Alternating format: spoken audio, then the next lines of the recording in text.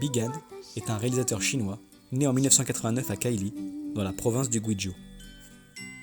En 2 films, Kaili Blues et Un grand voyage vers la nuit, Bigan s'est imposé comme un des réalisateurs phares de la nouvelle génération chinoise.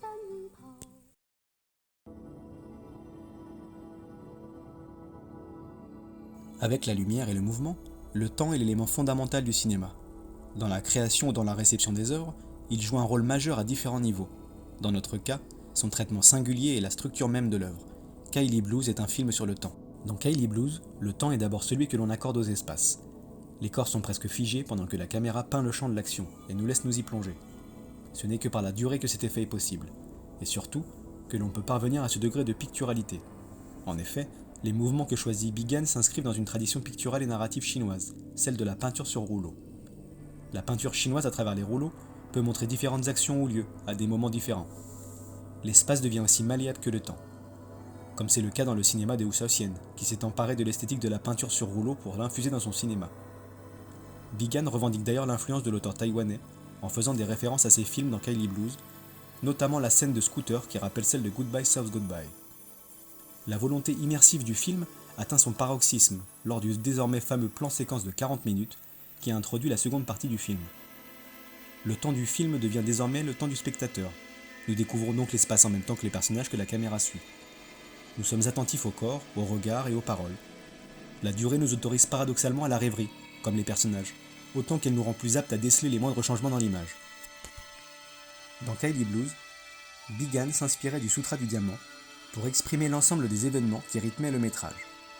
Dans Un grand voyage vers la nuit, il poursuit cette expérimentation spirituelle à travers les moyens cinématographiques les plus primitifs, autant que les plus contemporains. Le Sutra du Diamant est une réflexion sur l'impermanence et la vacuité jusqu'à l'éveil. En ce sens, le monde ne cesse de changer, et les états de ce monde également. Le montage du cinéaste de Kaili travaille cette impermanence. On ne sait jamais vraiment où l'on est, ni le degré d'existence de ce que nous voyons. Nous sommes confrontés directement à cette fuite du temps et de la réalité. L'œuvre nous le fait également comprendre par des symboles, aussi bien les horloges que l'omniprésence de l'eau, qu'il n'y a pas de temps car il n'y a pas de linéarité.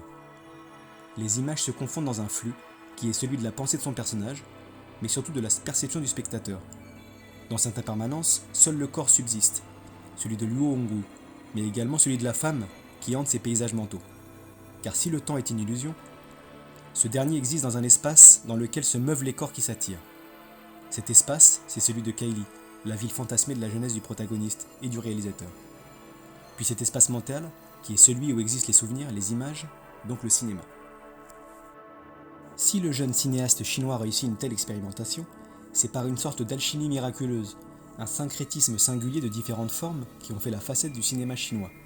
Il ne cache pas ses références et sa structure. Il y a le romantisme exacerbé, que l'on trouvait dans un cinéma formaliste hongkongais, chez Wong Kar-wai par exemple, la poésie prosaïque et moderne, qui a fait la nouvelle vague taïwanaise, Sylvia Cheung et Lim Gyong font partie du projet, et les tableaux de la Chine contemporaine sur laquelle s'est construite l'esthétique de la 6e génération, avec des réalisateurs tels que Lu Ye, Jia Zhangke ou Wang Bing. À l'instar d'autres jeunes cinéastes mondiaux qui ont grandi à travers les images autres et mixtes, donc avec Internet, Bigan mélange naturellement les esthétiques et les visions. Alors que l'on pourrait croire que cette génération ne hiérarchise plus les images, qui apparaissent toutes au même niveau dans une fenêtre d'écran d'ordinateur, il subsiste toujours une sorte de mystique de l'image de cinéma. Et c'est cette matière que travaille cette nouvelle génération, dont Bigan, qui est déjà une figure de proue aussi bien dans le cinéma chinois que sur la scène internationale. Un grand voyage vers la nuit nous montre que le cinéma rêve toujours de nous. Mais rêvons-nous toujours de cinéma ?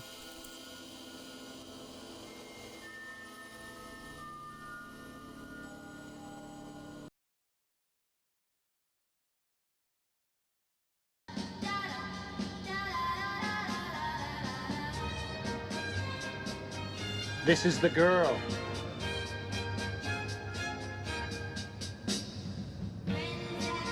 Excellent choice.